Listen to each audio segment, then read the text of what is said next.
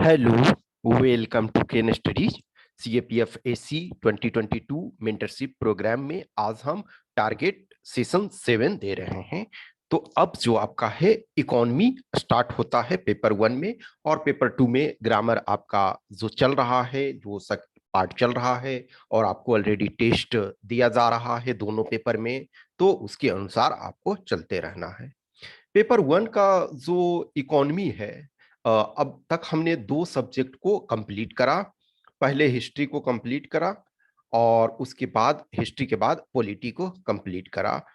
अब ये नहीं है कि ये के पूरे कंप्लीट हो गए, आपको ये कंटिन्यूटी में चलते रहना है, लेकिन as a such theoretical part के तौर पे कंप्लीट किया गया। जैसा कि हमने बताया कि, और हम वही आधार पे चल रहे हैं कि जो पेपर 1 में है, तो सपोज पहले हिस्ट्री चला तो सिर्फ हम हिस्ट्री हिस्ट्री के क्वेश्चन देते जा रहे थे। शुरू में हमने एंशिएंट हिस्ट्री का दिया, फिर आपको मिडाइवल हिस्ट्री का दिया, फिर मॉडर्न का दिया, फिर उसके बाद जो फोर्थ टेस्ट था उसमें हमने तीनों का कंबाइंड दिया।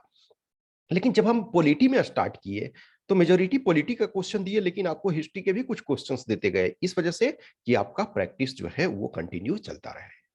अब इसमें इकोनॉमी जब चलेगा तो ये मेन इकोनॉमी का क्वेश्चन आपको रहेगा, लेकिन उसमें हिस्ट्री के और पॉलिटी के भी क्वेश्चन रहेंगे। इस प्रकार आपका कंटिन्यूटी चलता रहेगा कि कोई भी सेक्टर जो है जिससे आप अछूते नहीं रहे हैं। तो सेम इसमें हम देखा जाए तो जो हिस्ट्री में है वो हमने 4 टेस्ट दिया था, पॉलिटी में आपको 4 टेस्ट दिया, और इकोनॉमी में आपको टोटल 3 टेस्ट होंगे। ठीक है, टोटल 3 टेस्ट होंगे, और उसमें जो भी है क्वेश्चंस रिप्रेजेंटेशन चलेगा। और जो ऐसा नहीं है कि यहाँ कम, फिर बाद में और आगे चलता ही रहेगा, लेकिन हम इसमें ये रख रहे हैं कि 3 टेस्ट टोटल आपको इसमें दिया जाएगा। और ये टारगेट जो है वो 12 ऑफ जनवरी तक आपको कंप्लीट करने हैं, यानी कि इकोनॉमी पूरा। लेकिन ये अब हम सब टारगेट में डिवाइड करते हैं। सब टारगेट पहले हम ये देख लेते हैं कि जो इकोनॉमी से क्वेश्चन कितने पूछे गए हैं। एक चीज़ ध्यान रखना कि जब आप सिलेबस देखते हो, सीएपीएफ का सिलेबस देखोगे, तो इकोनॉमी और पॉलिटी साथ में दिया हुआ रहता है। इकोनॉमी प्लस पॉलिटी का जो सिलेबस है वो एक साथ बंच करके, क्लब करके दिया हुआ रहता है। अब यदि लेकिन हम स्पेशल इकोनॉमी का देखें, हाँ, अब उसमें एक दो क्वेश्चन इधर उधर हो सकता है। हमेशा यही चीज़ है ना कि जो भी जिस टीचर जो होते हैं इस सब्जेक्ट के हैं, तो इसमें ऐड करना उचित समझेंगे, क्योंकि उनको ये दिखाना होता है कि यस, हमारा सब्जेक्ट जो है ज़्यादा इंपॉर्टेंट। बट एक एस्पिरेंट के पॉइंट ऑफ व्यू से at the end of the day आपको कंबाइंड होल पेपर को कवर करना है। तो मैंने इस आधार पे ही क्या कि जो क्वेश्चन हमको लगा कि ठीक है, इसको हिस्ट्री में कवर करना चाहिए तो हिस्ट्री में हमने कवर किया, पॉलिटी में कवर करना चाहिए पॉलिटी में कवर करना है, सो आपको इकोनॉमी में कवर करना है तो इकोनॉमी में। तो लेकिन हम रफ एस्टिमेशन में यदि देखते हैं तो 2012 से हम ले रहे हैं, क्योंकि 2012 एक ऐसा ईयर है जब हमने फर्स्ट टाइम एग्ज़ाम दिया था, और एक तरह से मैं इस एग्ज़ाम के बारे में जो भी अवेयरनेस ये है तब से चल रहा। तो मैं इस ड्यूरेशन का यदि लेकर के देखता हूँ, तो ये आपके टोटल 10 ईयर्स में क्या है, 2012 में 6 क्वेश्चन ओनली, तो 6 क्वेश्चन बहुत कम है। फिर देखो 2013 रैंडमली आपका ये 6 से 21 क्वेश्चन हो गए। फिर आप 2014 में देखो उसके हाफ से भी कम हो गए, फिर 2015 में देखो तो 8 हो गए। फिर आपका, तो ऐसे ही इधर यदि आप देखो तो 10 प्लस क्वेश्चन, अब फॉर एग्जांपल 2020 में 18 क्वेश्चन, लेकिन वही आपके 2021 में ये ओनली 11 क्वेश्चंस पूछे गए। तो आपका ये क्वेश्चन का ब्रेकअप है। किस ईयर में किस सब्जेक्ट से ज्यादा पूछा जाएगा, you can not say anything, but you should be remember to deal the things. ठीक है, तो ये क्वेश्चंस हैं। ये आपके जो बुक्स हैं, तो ये जो अभी फर्स्ट जो हमने टारगेट 12 और जनवरी तक दिया है, तो ये आपका यहां तक का, ऊपर तक का टारगेट दिया है। ये और एक ये वाला, ये आपको पैरेलली में चलते रहना है। और जो करंट अफेयर्स स्कीम है, ये तो आपका जैसे जैसे आप करंट न्यूज़पेपर पढ़ते हो तो ये सारे सब्जेक्ट का। लेकिन बजट एंड इकोनॉमिक सर्वे जो है, ये आपको फरवरी मार्च, ये मीन्स आपको बाद में करना है, क्योंकि अभी बजट तो नया आया नहीं है, इकोनॉमिक सर्वे आया नहीं है। तो ये आपका ये सब जो है बाद में ये किया जाएगा। तो इसमें जो आपको फर्स्ट पार्ट, ये इतना हमको मेनली करना है। अब लूसेंट का जीके आप कर सकते हो, लेकिन ये अभी नहीं मत करना, ये एग्जाम के टाइम में करना। एग्जाम जब 2 महीने रहते हैं तो उस टाइम में एक तरह से इसको लेकर के रिवीजन कर सकते हो। तो economics text book for class 9th और अंडरस्टैंडिंग डेवलपमेंट क्लास 10th और इंडियन इकोनॉमिक डेवलपमेंट जो क्लास 11th, ये हम फर्स्ट पार्ट में अभी करेंगे। और टोटल को हम 2 पार्ट में डिवाइड कर रहे हैं। जो 12th तक का टारगेट है उसको हम 2 पार्ट में डिवाइड करेंगे। एक पार्ट को आपको 1 जनवरी तक आपको कंप्लीट करना है, दूसरे पार्ट को आपको ये 12 जनवरी तक कंप्लीट करना है। ठीक है, तो ये आपका टोटल सिलेबस का रहा कि 9th 10th 11th 12th का एनसीईआरटी और लूसेंट का GK Indian economy portion, budget and economic survey और current affairs plus government scheme और प्रीवियस ईयर पेपर, ये आपके बुक्स और रेफरेंस और मटेरियल व्हाट्सएवर कह सकते हो। अब जो ये फर्स्ट टास्क, यानी कि फर्स्ट हाफ का जो होगा, यानी 1 जनवरी तक जो आपको ये कंप्लीट करना है। तो 1 जनवरी तक आपको ये टास्क जो इस बार दिया जा रहा है तो वो कंप्लीट करना है। फिर जो टारगेट सेशन 8 आपको दिया जाएगा उसमें आपको रिमेनिंग पार्ट। तो ये 9th क्लास का यदि आप इकोनॉमिक्स देखते हो तो इसमें टोटल 4 चैप्टर हैं और सारे चैप्टर स्टोरी के टाइप में बहुत इंटरेस्टिंग लगेगा। ऑलवेज रिमेंबर कि मैं आपको इस ढंग से चीज़ों को करने के लिए कह रहा हूँ कि आप होलिस्टिक वे में चीज़ों को समझो। यस, आपको शायद लगेगा बोरिंग टाइप का, सम टाइम लगता है कि ये क्या है, हर वो चीज़ बच्चे जैसा भी करना पड़ रहा है। नहीं, आप 9th क्लास का, ठीक है 9th क्लास आप बहुत पहले पास कर चुके हो, लेकिन स्टिल आपको उस पॉइंट ऑफ व्यू से करना है, वो आपको इस में देखना है। एक 9th क्लास का जो बच्चा होता है उसको जो स्टोरी, तो for example the story of village Palampur, यानी कि पालमपुर विलेज को एक ऐसे देखा जाए तो इन्होंने एक जो इमेजिनरी विलेज लिया है, थ्योरेटिकली इमेजिनरी विलेज लिया, लेकिन पालमपुर ऐसा आप देखोगे तो उसमें बताया जाएगा कि this is existing somewhere with different name, some in some area of India it is existing. There is nothing such as things coming from vacuum में कुछ भी नहीं हो रहा है। वो आपका जो चीजें चल रही है वो स्पीड लाइट ही है जो वैक्यूम में भी ट्रेवल कर रही है, अदरवाइज चीजें वैक्यूम में नहीं चलती है। तो हमें ये देखना है पालमपुर विलेज का कि कोई एग्रीकल्चर वहाँ का मेन पेशा है, किस ढंग से चीजें चल रही है। तो एज ए पालमपुर विलेज के बारे में स्टोरी टाइप का ये करोगे। एनसीईआरटी को जब आप पढ़ते हो ना तो ये पढ़ो कि मैं नोवेल पढ़ रहा हूँ, मैं कोई स्टोरी बुक पढ़ रहा हूँ, और एक पॉजिटिव वाइब्स रखोगे, एक पॉजिटिव एटीट्यूड रखोगे कि यस ये जो मजा आ रहा है, ये चीजें जो है, ये स्टोरी पढ़ के मजा आ रहा है। बहुत लोग आप लोग हैं कि विलेज में नहीं रहे, बहुत लोग हो विलेज में रहे हो। जो लोग विलेज में रहते हो तो उनके ये चीज पढ़ोगे तो अच्छा लगेगा, रोंगटे खड़े हो जाएंगे कि अच्छा मैं बहुत दिन से घर नहीं गया हूँ। This is the things. और जो लोग अर्बन एरिया में रहे हो तो वो उस चीज को, ऐसा नहीं है कि आप नहीं पढ़ रहे हो न्यूज़पेपर में या टेलीविजन पे या यूट्यूब पे सारी चीजें देख रहे हो, लेकिन इसको आप पढ़ोगे तो अंडरस्टैंडिंग के पॉइंट ऑफ व्यू से, आप अपने सिलेबस के पॉइंट ऑफ व्यू से। तो फर्स्ट जो होगा स्टोरी ऑफ की विलेज कैसे वर्क करता है। दूसरा चैप्टर देखोगे तो पीपल एज रिसोर्स, जो ह्यूमन रिसोर्स है आज की डेट में ये सबसे ज्यादा इंपॉर्टेंट है। कोई भी जस्ट इमेजिन करो कि ये चीज, इनफैक्ट जब हम पॉवर्टी देखते हैं तो पॉवर्टी में क्या है, पीपल एज ए रिसोर्स है, हम उस रिसोर्स को प्रॉपर तरीका से यूटिलाइज नहीं कर पा रहे हैं तो वही पॉवर्टी के दुष्चक्र में फंसते जाता है। जस्ट इमेजिन करो कि कोई एक आदमी है, वो अपनी मेहनत से जिस ढंग से हो सकता है, अब हम उस डिबेट में नहीं जाएंगे कि वो मेहनत पहले कैसे करेगा जब तक कि उसको चीजें नहीं मिलेगी, लेकिन यदि हम ये मानते हैं कि थोड़ी थोड़ी बेसिक चीजें उसको मिली और उस बेसिक चीजों का यूटिलाइजेशन करते करते वो इस लेवल पर पहुंच गया कि वो अपना अच्छा खासा एक स्टैंडर्ड जॉब प्राप्त कर लिया, तो क्या है, पॉवर्टी इसका ऑलरेडी खत्म हो गया, वो एक रिसोर्स बन गया। लेकिन वही एक आदमी जो है दिव्यांग हो गया या एक्सीडेंट कहीं हो गया या जो बीमारी से ग्रसित हो गया, तो वो पीपल रिसोर्स नहीं रहा, वो पर्सन रिसोर्स नहीं रहा, वो एक बर्डन रहा।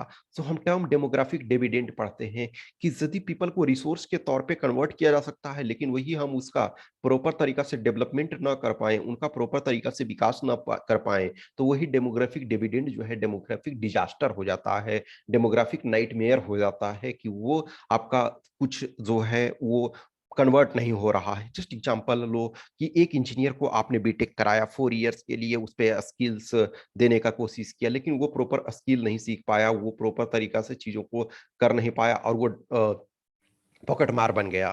This is happening. ठीक है, तो वो रिसोर्स नहीं है ना, वो हमारा बर्बाद हो गया। तो पीपल एज ए रिसोर्स। फिर पॉवर्टी एज ए चैलेंज। देश जब से आजाद हुआ, इनफैक्ट आजाद होने के पहले से ही, प्री इंडिपेंडेंस इंडिया से आज तक पॉवर्टी एक चैलेंज रहा है। हम हर बार कोशिश कर रहे हैं, ऐसा नहीं है कि हमारी स्थिति ठीक नहीं हुई है, ठीक हुई है। जब आप देखोगे कि देश की आजादी जब हुई तो more than half of our population were living below poverty line. आज के डेट में यदि पॉवर्टी लाइन का यदि स्टैंडर्ड के अनुसार है, लेस देन 10% है। लेकिन अब मल्टी डायमेंशनल पॉवर्टी इंडेक्स को यदि करोगे तो उसके आधार पे ज्यादा लोग हैं, 30 कुछ ये 20 के आसपास हैं, कुछ स्टेट में 30+ अभी भी पॉपुलेशन जो है below poverty line multi dimensional poverty index के अनुसार रह रहे हैं। फिर उसके बाद और एक चीज देखना कि जो पॉवर्टी है, दिस इज फैक्ट। अब ये चीज आपको नहीं प्रॉपर तरीका से एज सच लिखोगे, लेकिन कहीं ना कहीं ये आपको समझना होगा और इनडायरेक्ट वे में इसको भी एक एज ए चैलेंज के रूप में देखना होगा कि ये लॉट ऑफ प्लेसेस हैं, स्टेट्स लाइक यूपी, बिहार और बहुत सारे, इनफैक्ट डेवलप स्टेट में भी जो अच्छे स्टेट परफॉर्म कर रहे हैं वहां भी ये सिचुएशन है कि ये लॉट ऑफ पीपल हैं जो रियल में एक्चुअली बिलो पॉवर्टी लाइन में नहीं है, लेकिन फिर भी वो जो बिलो पॉवर्टी लाइन में रह रहे हैं। इसका कारण क्या है कि उन्हें बेनिफिट मिलता है। इंडिया में जो बहुत सारे जो गवर्नमेंट स्कीम है, इसका एक प्रॉब्लम क्या है कि इंक्लूजन तो पीपल का हो रहा है, लेकिन एक्सक्लूजन बहुत कम होता है। इंक्लूजन हो रहा है इन द सेंस कि कोई आदमी छूट गया, जैसे अमर्त्य सेन कहते हैं कि कोई भी पॉवर्टी के जो स्कीम्स चल रहे हैं, चाहे वो आप एमजी नरेगा में उनको काम दे रहे हो या फूड डिस्ट्रीब्यूट कर रहे हो, तो कुछ एक्स्ट्रा हो जाए वो कोई दिक्कत नहीं है, लेकिन कोई छूटना नहीं चाहिए। आप जस्ट इमेजिन करो कि ये कोई पुअर पर्सन है, बहुत सारे आप सक्सेस स्टोरी बहुत सारे लोगों के सुनते रहते हो कि पिताजी रिक्शा चला रहे थे, या फिर पिताजी डेली लेबरर थे, या फिर मोची की दुकान पे वो जूते सिलते थे और उनका बेटा आईएएस बन गया, असिस्टेंट कमांडेंट बन गया, एक टीचर बन गया, एक साइंटिस्ट बन गया, और या फिर लोकसभा का सदस्य बन गया, व्हाट्सोएवर कुछ भी बन गया। अब एक्चुअल में देखा जाए तो जो आईएएस बन गया, मान के चलो कि वो आईएएस को बहुत ज्यादा हाईलाइट मिल जाता है, तो हो सकता है वो अपना निकाल ले जाए, पुबर्टी वाले से निकाल ले जाए। लेकिन जस्ट इमेजिन करो कि एक बंदा कोई भी है, एसएससी का कोई जॉब प्राप्त कर लिया, एक अच्छा हैंडसम सैलरी, सपोज 55,000 उसको मिल रहा है। अब 55,000 मिलने के बाद तो देखा जाए तो एक्चुअल में अब ये परिवार जो है, ये पॉवर्टी लाइन से तो बाहर आ गया, लेकिन यदि गवर्नमेंट से कुछ स्कीम्स मिल रहा है तो आदमी ये जल्दी नाम नहीं कटवाना चाहता है। This is one of the problem. ये प्रॉब्लम है, ये चुप ग्राउंड लेवल पे वर्क कर रहे हैं, या आप खुद ऑब्जर्व करोगे यदि गांव में देखोगे जाकर के, शहरों में भी ये प्रॉब्लम है। ऐसा नहीं है कि सिर्फ गांव में है, लेकिन ये भी एक one of the major problem है। This I am observing the things. ठीक है, तो पॉवर्टी एज ए चैलेंज है। हाँ, बहुत ऐसे लोग हैं जिनके पास कुछ भी नहीं है। जब मैं अपने ही गांव में देखता हूं तो एक अनुसार में देखा जाए तो गांव अपने आप में प्रोस्पर है, ठीक है, प्रॉपर रोड की कनेक्टिविटी है, प्रॉपर सारी चीजें हैं, मार्केट नियर बाय है, मोर और लेस जो एज ए हेल्दी पर्सन है वो यदि काम खोजते हैं तो मोर और लेस काम उनको मिल जाता है। कुछ लोग को कृषि में भी मिल जाता है, कुछ को और हाउस कंस्ट्रक्शन से लेकर के अदर वर्क में काम मिल जा रहे हैं। बहुत सारे लोग हैं जो बाहर गए हुए हैं, तो कुछ एक है लोग जिनको कि मिल जा रहा, बट स्टिल उसमें भी ऐसे बहुत लोग हैं जिनके पास कुछ भी नहीं है, जीरो लैंड है। और अब यदि उनके घर में ठीक ठाक चल रहा है चीजें तो सही है, लेकिन अदरवाइज किसी का एक्सीडेंट हो गया, किसी का बीमारी के कारण डेथ हो गया, जो ब्रेड अर्नर था, तो प्रॉब्लम होता है। तो इन नंबर ऑफ पॉवर्टी के बहुत सारे कारण हैं।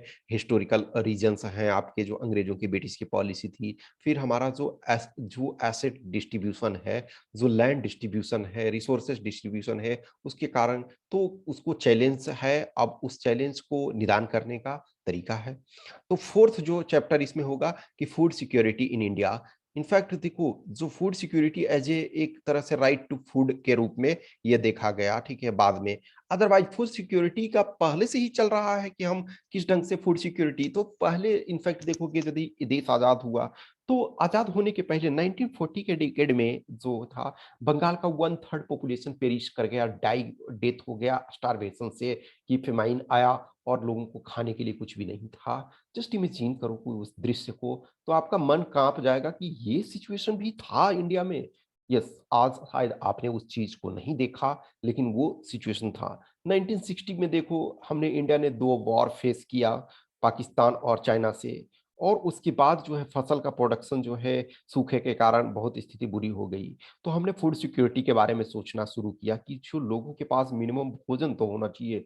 शायद आपके पास ब्रांडेड कपड़े ना हो चलेंगे, एक लंगोट से आप काम चला सकते हो। लंगोट जब हम बोलते हैं तो जस्ट इमेजिन करो कि अभी आप यदि एक मेल हो तो आप एक लंगोट से काम चला सकते हो, एक फीमेल आप हैं तो एक साड़ी से काम चला सकते हो कि उसी साड़ी को नीचे भी कमर के नीचे भी लपेटे और कमर के ऊपर के पार्ट में भी लपेट करके काम चलाया जा सकता है। लेकिन भूखे पेट तो आप नहीं रह सकते हो। तो फूड सिक्योरिटी तो देखो, ग्रीन रिवॉल्यूशन, हम सेकेंड ग्रीन रिवॉल्यूशन पे वर्क कर रहे हैं। तो फूड सिक्योरिटी किस ढंग से, जो पॉवर्टी एलिविएशन का एक तरीका है कि आप फूड सिक्योरिटी प्रोवाइड करो, और दूसरा तरीका है जो एम्प्लॉयमेंट जनरेशन का। तो फूड सिक्योरिटी किस ढंग से चीजें इवॉल्व हुई उसके बारे में ये पढ़ोगे। तो ये सारे के ये चारों चैप्टर जो हैं वो इंटरेस्टिंग आपको स्टोरी के तौर पे पढ़ना है और वो मजा आएगा। सेकंड जो आपका इधर है वो understanding economic development. Understanding economic development ये क्लास 10th का एनसीईआरटी है। इसमें आपको 5 चैप्टर है। अब 5 चैप्टर तो इसमें डेवलपमेंट आप समझोगे। 4 टर्म्स आते हैं, एक ग्रोथ आते हैं, डेवलपमेंट आता है, इंक्लूसिव डेवलपमेंट आता है और सस्टेनेबल डेवलपमेंट आता है। तो इनिशियली यदि देखा जाए, यानी कि सेकेंड वर्ल्ड वार के ड्यूरेशन तक देखा जाए, ग्रोथ और डेवलपमेंट को सिनोनिमस समझा जाता था। और इंक्लूसिव डेवलपमेंट तब हमने बहुत ज़्यादा सोचना ही नहीं, इनफैक्ट वो कंसेप्ट ही नहीं था। और सस्टेनेबल डेवलपमेंट 1970 के बाद हमने इस चीज़ को देखना शुरू किया। तो जो ग्रोथ है क्वांटिटेटिव टर्म में है, मात्रात्मक टर्म में है कि ग्रोथ होना चाहिए।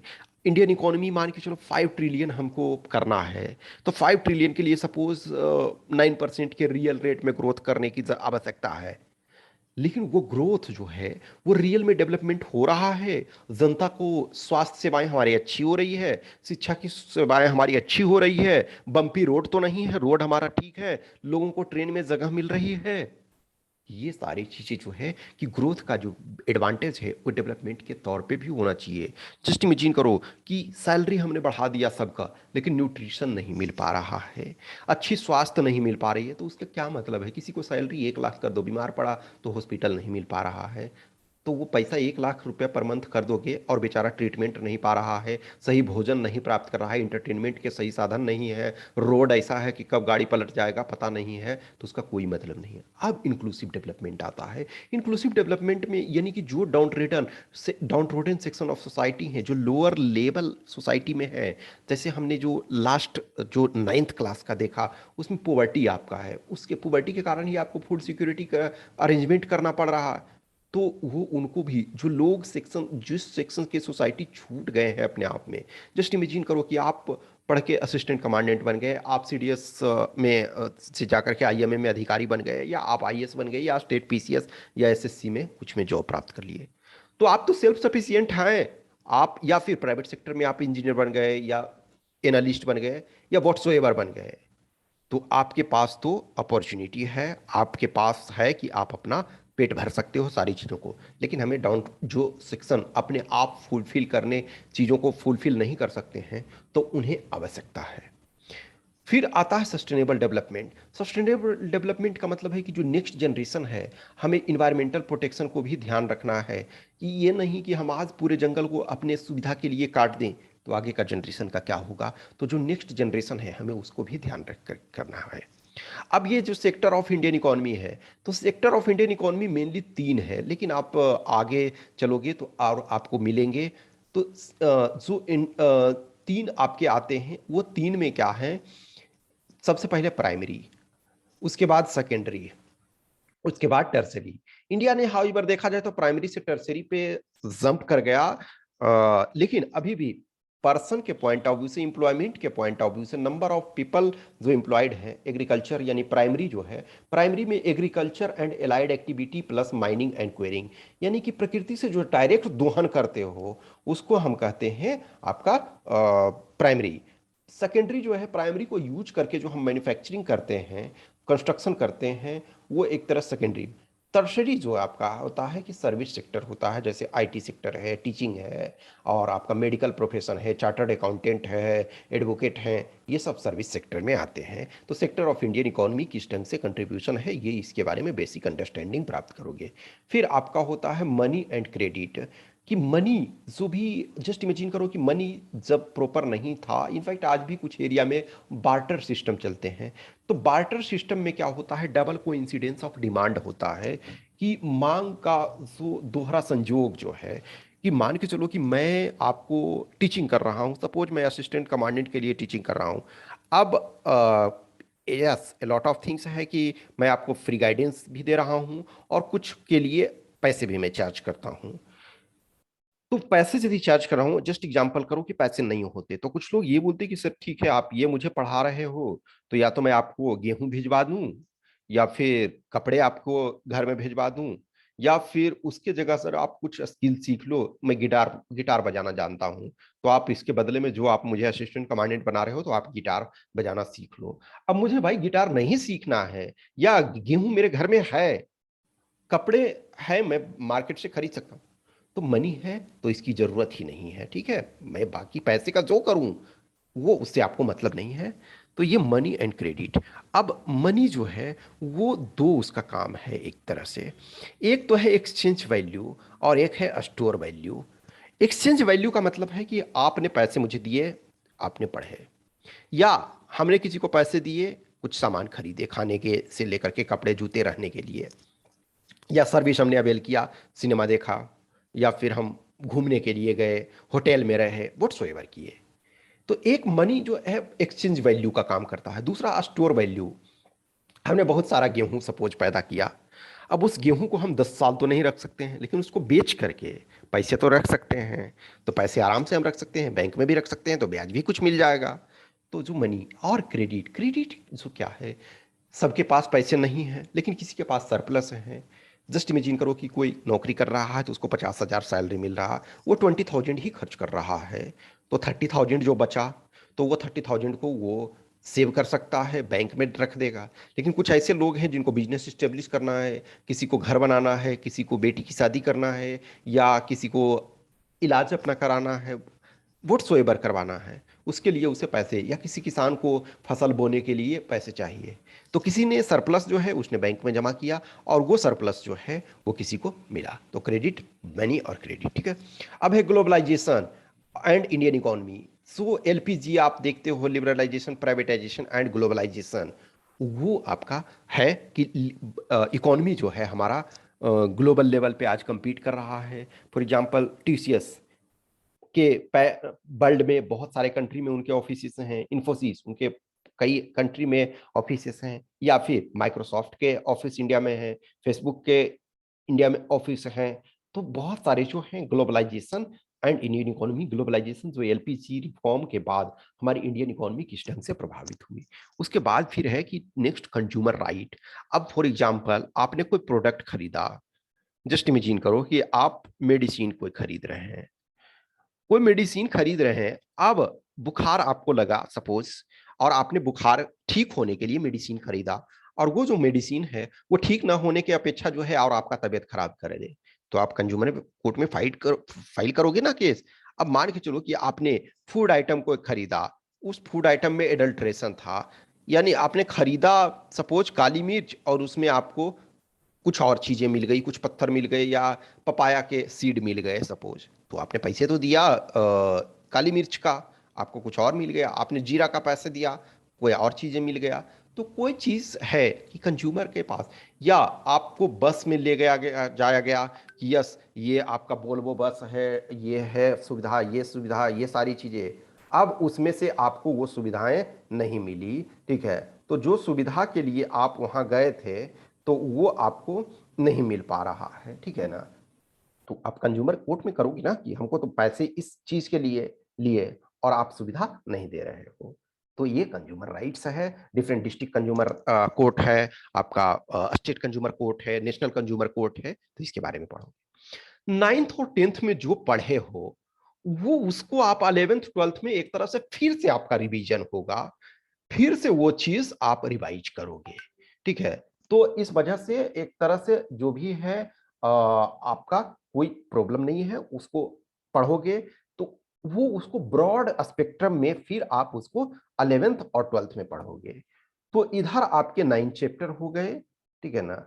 और फिर ये इधर 4 चैप्टर आपके 9th में हुए, 5 चैप्टर आपके 10th में हुए, और इधर आपके जो है 10 चैप्टर इधर हो गए। तो टोटल 19 चैप्टर आपको पढ़ने हैं। तो 9th और 10th वाला आपका सिंपल सिंपल सा है, ऑब्वियसली है, इसको आपको 1 जनवरी तक कंप्लीट करना है। तो ऑन एन एवरेज आपको ये इधर 2+ चैप्टर आपको डेली करना पड़ेगा। तो 11th चैप्टर यदि हम सॉरी एनसीईआरटी का 11th देखते हैं, तो इसमें क्या है, डेवलपमेंट पॉलिसीज एंड एक्सपीरियंस। ये फर्स्ट जो फेज है 1947 से लेकर के 1990। देखो 10th में एक जो है Indian economy, globalisation and Indian economy था। तो यानी कि इसके बाद देखोगे कि ग्लोबलाइजेशन हमारा स्टार्ट, ग्लोबलाइजेशन पहले से भी स्टार्ट हो रहा है, लेकिन मेन जो है हमारा उस ड्यूरेशन में होता है। तो ये जो फर्स्ट वाले यूनिट में आप देखते हो, तो इंडियन इकोनॉमी को मेनली जो 1947 से 1990 तक, तो अब इसमें है Indian economy on the eve of independence. जब हम आजाद होते हैं उस ड्यूरेशन में क्या है, तो low level of economic development under colonial rule. तो ये जो हमने देखा था ना कि पॉवर्टी वगैरह और जो समस्याएं हैं, वो उस ड्यूरेशन में एक कारण हिस्टोरिकल था कि जो ब्रिटिश ने ड्रेन ऑफ वेल्थ किया, एक सिचुएशन उसके कारण, तो कॉलोनियल इंडिया। अब उस ड्यूरेशन में देखो, हम एग्रीकल्चर के बारे में, industrial sector, foreign trade, demographic condition, occupational structure, infrastructure, ये सारे को हम और सेपरेट सेपरेट भी देखेंगे। लेकिन इसमें देखेंगे कि इंडिपेंडेंस जब इंडिया हुआ, at the time of independence हमारी क्या कंडीशन थी, तो इस वाले में आप ये चीज देखोगे। अब एज ए जो इंडियन इकोनॉमी 1950 से लेकर के, यानी ये जो है कंडीशन, तत्कालीन कंडीशन जो 1947 से के आस था, जब हम आजाद होते हैं, जस्ट जब हम इंडिपेंडेंट होते हैं, तब क्या स्थिति थी, इसके बारे में। अब इस चैप्टर में जो आपका हम 40 साल की यात्रा करेंगे, इस ढंग से 5 ईयर प्लान की मदद से हमने बहुत सारी चीजों को किया। तो इसमें क्या है, एग्रीकल्चर, इंडस्ट्री एंड ट्रेड, यानी कि ये primary sector, secondary and tertiary sector, और ये trade policy, import substitution. Import substitution क्या है कि कोई भी, हम जब देश आजाद हुआ तो हम नहीं चाहते थे कि फिर से हम दूसरे से डिपेंडेंट रहे इंपोर्ट के लिए। जो बेसिक इसेंशियल आइटम्स हैं, बेसिक इसेंशियल चीजें हैं, वो हम दूसरे से इंपोर्ट करें तो उसमें क्या होगा, प्रॉब्लम क्रिएट होगा। तो हम इंपोर्ट सब्स्टिट्यूशन, यानी कि जो हम इंपोर्ट करते हैं, जो आयात करते हैं, आयात प्रतिस्थापन इसको कहते हैं।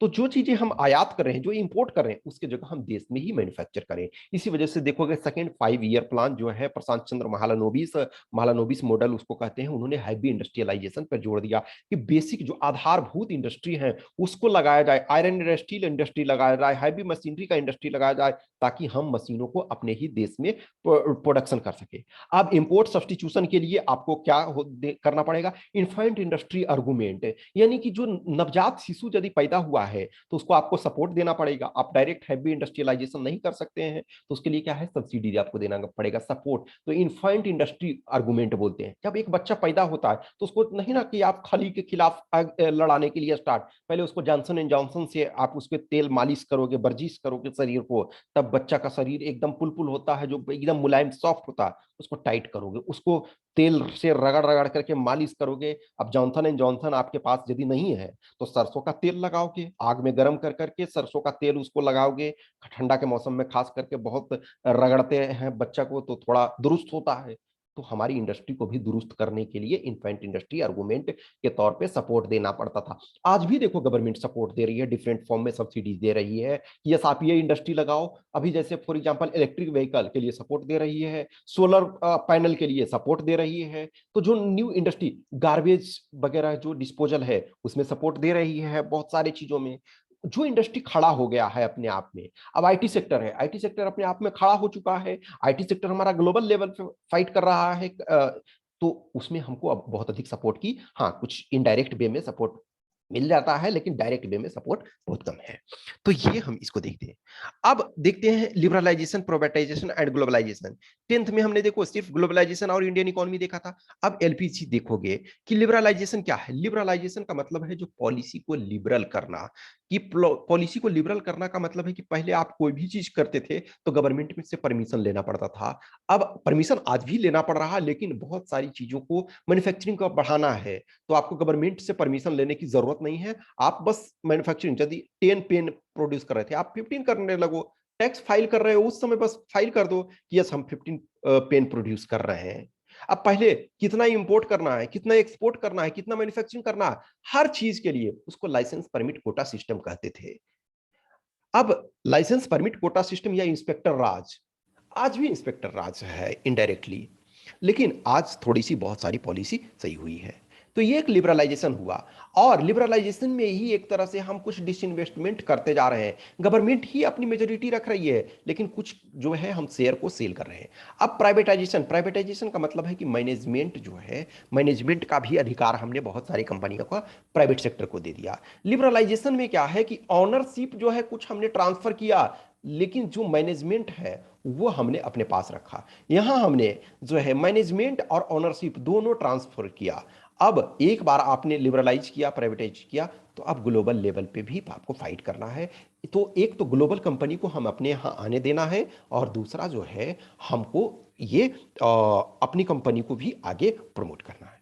अब है ये इसमें जो इंडियन इकोनॉमी ड्यूरिंग रिफॉर्म्स, यानी कि जो ये एलपीजी रिफॉर्म किए उसका असेसमेंट की, क्या ये चीजें हुई, क्या सक्सेसफुल हुए और कहाँ अभी जरूरत है। फॉर एग्जाम्पल आप बैंकिंग सेक्टर में रिफॉर्म देखते हो, इंश्योरेंस सेक्टर में रिफॉर्म देखते हो। हमारे पास जो इंपोर्ट कवर था, इंपोर्ट कवर यानी कि जो हम इंपोर्ट करते हैं मात्र 2 सप्ताह का भी था, और उसके बाद हम जो इंपोर्ट का हमारा जो लक्ष्य है वो आज हमारे पास मोर देन 15 मंथ्स का, तब 15 डेज का 1990 के आसपास जो 15 डेज का इंपोर्ट का डॉलर था हमारे पास, आज 15 मंथ्स का है। तो ये सिचुएशन देखेंगे। यूनिट 3 जब देखते हैं तो current challenges facing the Indian economy, यानी कि हम इसके बाद का जो देखते हैं कि वर्तमान में क्या। तो पोवर्टी, पोवर्टी देखो हमने पहले भी देख चुके हैं, फिर से हम इसको देखते हैं। तो पुअर कौन है, तो सबसे पहले तो आपको पोवर्टी लाइन को डिफाइन करना पड़ेगा। फिर है how the poor people identify, अब उनको आइडेंटिफाई करना, और नंबर ऑफ पुअर पीपल। अब है what causes poverty, policies and programme towards poverty alleviation, और poverty alleviation programme a critical assessment. ये एनसीईआरटी जो है खास करके हर सब्जेक्ट का, मैं किसी को ये नहीं कहूंगा कि इकोनॉमिक्स इंपॉर्टेंट आओ ये, लेकिन इकोनॉमिक्स वाला भी इससे ऐसे भी एक आपका हर हाल में आता है। कभी कभी दो दो ऐसे आ जाता है। तो ये जब एनसीईआरटी को प्रॉपर पढ़ोगे ना तो ऐसे आपका कंटेंट इनरिच करेगा, और लिखने का तरीका भी आपको बताएगा एनसीईआरटी।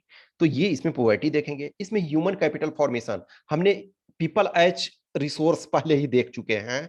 तो पीपल एज रिसोर्स जो देखे हैं, तो इसमें human capital formation in India, कि पहले ह्यूमन कैपिटल क्या है, sources of human capital, human capital and human development, state of human capital formation in India, education sector और फ्यूचर प्रोस्पेक्ट। तो ये सारे के सारे देख रहे हो कि पेपर 2 के लिए बहुत ज्यादा इंपॉर्टेंट है। फिर है रूरल डेवलपमेंट, जो गांधी जी कहते थे कि जो इंडिया की आत्मा है, भारत की आत्मा है, India soul resides in rural area. तो वो उसमें किस ढंग से, ये रूरल डेवलपमेंट क्या है, credit and marketing in rural area, agriculture market system, diversification into production activity, और sustainable development and organic farming. फिर चैप्टर हम 7 देखते हैं, तो ये आपका है employment, growth, informalisation and other issue. तो workers and employment, participation of people in employment, self employment, employed and hired worker. जो सेल्फ एम्प्लॉयड हैं, मान के चलो कोई एग्रीकल्चर में लगे हुए हैं, या फिर कोई अपना कुटीर उद्योग चला रहे हैं, या हायर्ड वर्कर, या आप अपना कुछ नहीं करना चाहते तो आप हायर, या तो आप ऐसे मजदूर के तौर पे आप हायर हो गए, लेबरर, एग्रीकल्चरल लेबरर, या फिर इंडस्ट्री में हायर हो गए, या फिर आप आईटी सेक्टर में, या व्हाटसोएवर। फिर है employment in firms, factory and offices, growth and changing structure of employment, informalisation of Indian workforce, unemployment, government and employment generation. ठीक है। नेक्स्ट आपका इंफ्रास्ट्रक्चर, कहते हैं ना कि इंडिया के इंफ्रास्ट्रक्चर को डेवलपमेंट करने के लिए अभी more than $100 billion US dollar का जरूरत है, more than $100 billion every year. ज्यादा हो जाए तो बुरा नहीं है, इनफैक्ट इंफ्रास्ट्रक्चर डेवलपमेंट में हम बहुत पीछे चल रहे हैं। तो इंफ्रास्ट्रक्चर का क्या ये है, इंफ्रास्ट्रक्चर दो टाइप के हैं। एक होते हैं फिजिकल इंफ्रास्ट्रक्चर, जो रोड आपका है, रेलवे है, एयरपोर्ट है, वाटरवेज है, ये सारे आपके हो जाते हैं फिजिकल इंफ्रास्ट्रक्चर, या हॉस्पिटल बिल्डिंग है। लेकिन एक आपका है सोशल इंफ्रास्ट्रक्चर, कि हम poverty alleviation, health care services, आपके एजुकेशन सिस्टम, ये आपके जो हैं कि सोशल इंफ्रास्ट्रक्चर। तो हमें दोनों infrastructure, physical infrastructure as well as social infrastructure को हमें दोनों, एनर्जी एक इंपॉर्टेंट सोर्स है, तो ये एनर्जी, हेल्थ, ये। नेक्स्ट आपका है इन्वायरमेंट एंड सस्टेनेबल डेवलपमेंट, जो हमने देखा ना कि पहले आपको ग्रोथ है हो रहा, उसके बाद डेवलपमेंट हो रहा, फिर इंक्लूसिव डेवलपमेंट हो रहा, फिर उसके बाद सस्टेनेबल डेवलपमेंट हो रहा है, ठीक है। तो ये करना है। फिर अब यूनिट 4 में है, अब जो development experience of India a comparison. तो कंपैरिजन विद नेबर, नेबर में आप कंपैरिजन करते हैं तो हमारे दो नेबर जो हैं, एक पाकिस्तान और दूसरा जो एक है चाइना। अभी देखा जाए तो बांग्लादेश हम ऐड नहीं कर रहे हैं, लेकिन अब नियर फ्यूचर में आपको पाकिस्तान से अधिक इकोनॉमिक टर्म में बांग्लादेश से कंपेयर करना चाहिए, क्योंकि बांग्लादेश जो है वो हमसे आगे निकल चुका है। लेकिन चूंकि बांग्लादेश इनिशियली देखा जाए तो वो पाकिस्तान का पार्ट था, ईस्ट पाकिस्तान उसको बोलते थे, और हम उसको एज ए सेपरेट इंटिटी, इस बार देखो 50 ईयर्स आया। तो अभी हम पाकिस्तान की इकोनॉमिक सेंस में और बहुत सारे चीज़ों में इस बार के लिए अभी जो आपका इंपॉर्टेंट हो रहा है कमिंग डेज में, जो 2022 में आप जब दोगे, तो बांग्लादेश काफ़ी इंपॉर्टेंट है हर वो चीज़ों पे, कि in spite of all odds और सारी प्रॉब्लम्स के बाद भी उसके लीडर्स को एसासिनेशन कर दिया गया, उनके भी लीडर को, जस्ट जो फाउंडिंग फादर हैं हमारे यहाँ महात्मा गांधी जी फाउंडर फादर थे, तो उनका एसासिनेशन कर दिया गया। लेकिन यदि रियल पावर देखा जाए तो इंडिया में जवाहरलाल नेहरू जी के पास था, इंडिपेंडेंट इंडिया में। गांधी जी इनफैक्ट 1940 के बाद ही, जो जब देश आज़ाद होने के कुछ पहले तक गांधी जी के पास पावर कम होने लगा था। गांधी जी के बात बहुत लोग मानना बंद कर दिए थे इनडायरेक्ट वे में। डायरेक्टली ऑब्वियसली है, कोई गांधी जी को डायरेक्ट डिसोबे नहीं करते थे, लेकिन इनडायरेक्टली गांधी जी को भी पता था कि अब मेरा जो है एक तरह से काम समाप्त हो गया है। लेकिन जवाहरलाल नेहरू जी लंबे समय तक रहे, तो वो चीज़ों को किए। लेकिन शेख मुजीबुर रहमान जो वहाँ के फाउंडर थे, तो उनका असैसिनेशन किया गया। तो नो डाउट ये जो चैप्टर आप पढ़ोगे तो इसमें पाकिस्तान और चाइना का कंटेम्प्रेरी, क्योंकि तीनों जो हैं ऑलमोस्ट वन टाइम पे अपनी जर्नी स्टार्ट करते हैं, और लेकिन चाइना जो है बहुत पीछे, सॉरी, चाइना हमसे बहुत आगे निकल गया और पाकिस्तान हमसे बहुत पीछे छूट गया। लेकिन वही बांग्लादेश जो है अब हमसे बहुत सारे पैरामीटर्स में आगे निकल रहा। तो हम मेनली इसमें पाकिस्तान और चाइना के बारे में देखेंगे, और बांग्लादेश के बारे में कमिंग डेज में हम देखेंगे। तो ये आपका, ये 1 जनवरी तक इसको कंप्लीट करना है।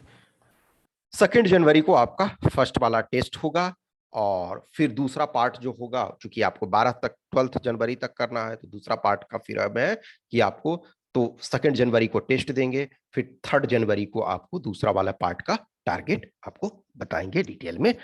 तो ये पेपर 1 का हो गया। अब पेपर 1 देखो, ये जो हमने सारे देखा है एनसीईआरटी और ये इकोनॉमी, तो ये पेपर 2 का भी तो काम कर रहा है। जो पेपर 2 में आपका essay writing, report writing, argument writing में वो काफी मदद करेगा।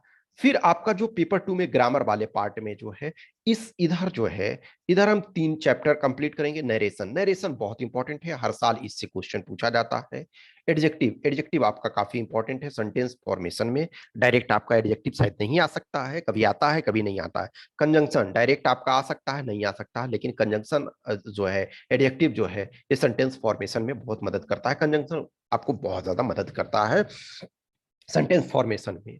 तो ये हम पेपर 2 ग्रामर में ये देखेंगे, ठीक है, ये वाला आपका रहेगा। तो इन सारी को कवर करना है, और जो फर्स्ट टेस्ट आपका होगा वो इकोनॉमी का। हाँ, लेकिन उसमें से ऑलरेडी हमने बताया कि अब जैसे जैसे आगे बढ़ता जाएगा, न्यू सब्जेक्ट जैसे जैसे आते जाता है, तो कुछ क्वेश्चंस प्रीवियस के भी रहेंगे, ताकि आपको जो भी है वो कवर होता रहे। एक हमेशा ध्यान रखो कि यदि आप ऑल इंडिया लेवल पे फाइट कर रहे हो, लेस देन आपको 99.9% लोगों से बेटर होना है, 99.9% से, तो आपको एक्स्ट्रा माइल ट्रेवल करना होगा। कुछ एक्सेप्शन हमेशा मैं बोलता हूं, इस चीज को लगेगा कि बार बार एक चीज को रिपीट करता है, नहीं, मैं रिपीट इस वजह से करता हूं कि बार बार आपको याद दिलाना चाहता हूं कि आपको थोड़ा सा एक्स्ट्रा माइल ट्रेवल करना होगा। A lot ऑफ कैंडिडेट हैं, कुछ कैंडिडेट हैं कि 3 टाइम्स कंटिन्यू रिटेन क्वालिफाई कर रहे हो, लेकिन हर बार आपको 5 नंबर 10 नंबर से छूट जा रहे हो। तो आप क्यों नहीं पेपर 1 में, पेपर 2 में आप रिटेन पार्ट में थोड़ा सा एक्स्ट्रा अच्छा कर लो। अब जस्ट इमेजिन करो, कुछ लोग टेस्ट, आप गैजेटेड ऑफिसर बनना चाहते हो, लेकिन बहुत सारे ऐसे कैंडिडेट हैं कि जो 1,500 रुपया खर्च करना नहीं चाहते हैं। जस्ट इमेजिन करो, ऐसा नहीं है ना कि आप पैसे खर्च नहीं कर रहे हो। आप यदि बाहर रह रहे हो, रूम रेंट दे रहे हो, आप खाने में दे रहे हो, चाय के पैसे लगा रहे हो और बहुत सारे एक्सपेंडिचर कर रहे हो, आपका टाइम तो लग रहा है। और उस टाइम को लगाने के बाद 3 साल आप नहीं लगाते, 3 साल आप लगाए, वो बर्बाद हो गया और नहीं हो पाया, उसका बहुत कीमत चुकाना पड़ता है। तो जैसे भी आपको जहां जिस लेवल में जो लगता है, वहां आपको सपोर्ट लेना चाहिए थोड़ा सा, जो भी हो सकता है। देखो, जहां जो सेल्फ स्टडी कर सकते हैं, जो चीजों को सेल्फ से प्रॉपर कर सकते हैं, वो कीजिए। इनफैक्ट ये जो मैं प्रोग्राम मेंटरशिप चला रहा हूँ, एक तरह से ये सेल्फ स्टडी का ही है। मैं आपको डायरेक्ट सपोर्ट के तौर पे हूँ कि जो भी पेड प्रोग्राम में है, ये मैं कुछ वीडियोज जो हैं, जो टारगेट मैं ओपन में इस वजह से देता हूँ कि आप जो लोग पेड नहीं ज्वाइन करते हैं, जो लोग हमसे जुड़े हुए हैं, तो इसके साथ साथ आप चलते चलें। लेकिन जो लोग पेड में ज्वाइन किए हुए हो, जो इस मेंटरशिप प्रोग्राम को, तो उसमें से है कि आप साथ साथ चलते चलते हो। बीच बीच में मैं आपसे फोन पे बात करता हूँ, मैसेज वगैरह का जो भी होता है मैं रेगुलर आपको डील करते रहता हूँ, क्वेश्चन आपको देता हूँ, सोल्यूशन आपको बताता हूँ, समझाता हूँ। तो उससे क्या होता है, एक आपके ऊपर प्रेशर भी रहता है, साथ साथ आप काम करते चलते हो। और बिलीव मी, 99.9% से आप अच्छे होगे तब फाइनल, यदि जनरल कैंडिडेट के हो तब मैं बात बता रहा हूँ। ऑब्वियसली बात है, आप यदि SC ST में हो या एक सर्विसमैन में हो, तो आपके लिए वो 99.9 नहीं और कम मीन्स थोड़ा ये खराब नीचे भी रहेगा, तभी आप हो जा रहे हो। लेकिन जनरल कैंडिडेट हो तो 99.9%। ये मैं डराने का प्रयत्न नहीं कर रहा हूँ, this is the truth. Lot of candidate हैं, आते हैं फर्स्ट अटेम्प्ट में क्वालिफाई कर जाते हैं। कुछ ऐसे हैं जो 3 बार 4 बार 2 बार, ये 3 बार वाले कुछ लोग कैंडिडेट हैं जिनको मैं पर्सनली जान रहा हूं कि वो 3 टाइम्स से कंटिन्यूअस रिटर्न क्वालिफाई कर रहे हैं। अब तीनों बार से यदि आपका नहीं हो रहा है, या अभी ऑब्वियसली है कि अभी आपका वेटिंग में है, अभी आपका रिजल्ट आना बाकी है 2 बार का, मान के चलो कि 2020 और 21 का। लेकिन यदि नहीं होता, कुछ लोग का तीनों टाइम का आना बाकी है, 2019 में भी अभी इंतजार कर रहे हैं, 2020 का भी इंतजार कर रहे हैं, 2021 का भी इंतजार कर रहे हैं, तो वो भी मे भी बहुत सारे ऐसे हैं जो जिनका हो जाएगा। लेकिन आप थोड़ा सा पुश करो, आप गैजेटेड ऑफिसर बनना चाहते हो, तो ये बिलीव मी कि कोई आपको ये नोट्स दे देगा, और वो भी फ्री में आपको ऐसा नोट्स दे देगा जिससे कि आप क्वालिफाई कर जाएं। तो ये आप मुगालते में जी रहे हो, आप अपने को धोखा दे रहे हो। आपको वर्क, हार्ड वर्क करना है, आपको चीजों को समझना है। अभी भी जस्ट इमेजिन करो कि 60% मार्क्स लाने में, 60% पेपर 1 में लाने में आपके पसीने छूट जाते हैं। यस, बहुत कैंडिडेट इस बार हैं जो 70% भी मार्क्स, मान के चलो कुछ लोग 70%, 75% भी एक्सेप्शनल में लाए हैं। लेकिन 60% का मतलब क्या है, 150। अब जो यदि आप 70% यदि ये कर रहे हो, तो आपको ज्यादा और होता है। तो उस ढंग से आप जब चीजों को करते हो, तो एटलीस्ट आपको ये हमेशा ध्यान रखो कि अभी जो सिचुएशन चल रहा है, तो पेपर 1 में आपको 150 आपको स्कोर करना ही होगा अब, और पेपर 2 में आपको 80 प्लस करना ही होगा। यदि आपका ये सेफ जोन में, ठीक है ना, safe zone in the sense कि आप फिर इंटरव्यू में ठीक ठाक भी करना पड़ेगा, तो आप उस लेवल से टारगेट रखो, जो भी चीजों को करो प्रॉपर तरीका से, और कभी भी मेहनत से पीछे मत भागो। यदि आप इंडिया के बेस्ट होना चाहते हो, इंडिया में बेस्ट करना चाहते हो, तो आपको करना पड़ेगा, ठीक है। कुछ भी क्वेश्चंस, क्यूरी, डाउट रहता है तो प्लीज आप मैसेज करें इस व्हाट्सएप नंबर 8527146498 या फिर 7404909669। हमने ऑलरेडी बोला था, नवंबर से जो भी है हम चला रहे हैं आपका ये मेंटरशिप प्रोग्राम। अब जिनको भी ज्वाइन करना होगा वो जनवरी एंड में ज्वाइन करेंगे, फरवरी से कर सकते हैं, वो फरवरी वाले से चलता चलेगा, वो नए आप जो भी ज्वाइन करना चाहोगे, ठीक है। Okay, thank you.